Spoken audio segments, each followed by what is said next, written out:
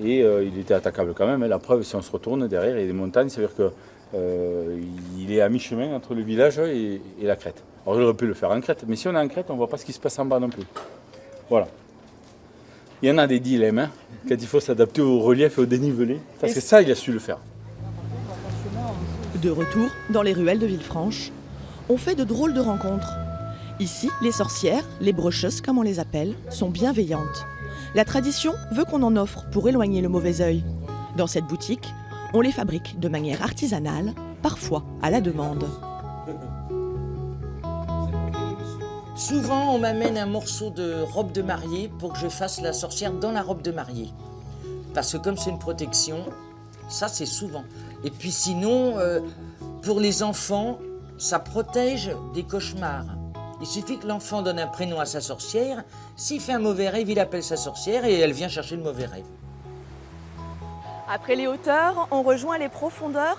La grotte des Grandes Canalettes est surnommée le Versailles souterrain du pays catalan. Et vous allez comprendre pourquoi.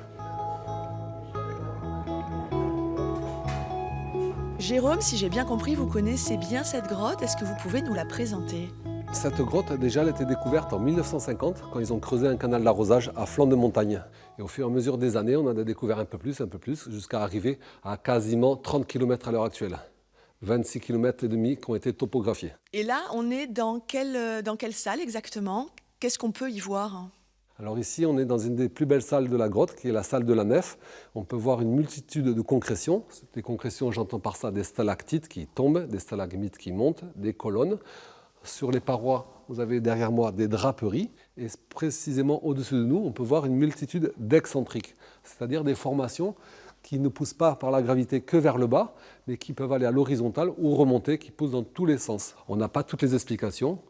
On peut peut-être penser que c'est dû au champ magnétique terrestre, mais ça reste encore des suppositions. Voilà. Merci beaucoup, Jérôme. Avec plaisir. Et pendant les vacances d'été, la grotte des Grandes Canalettes propose aussi un spectacle son et lumière. Les projections ont lieu toutes les heures.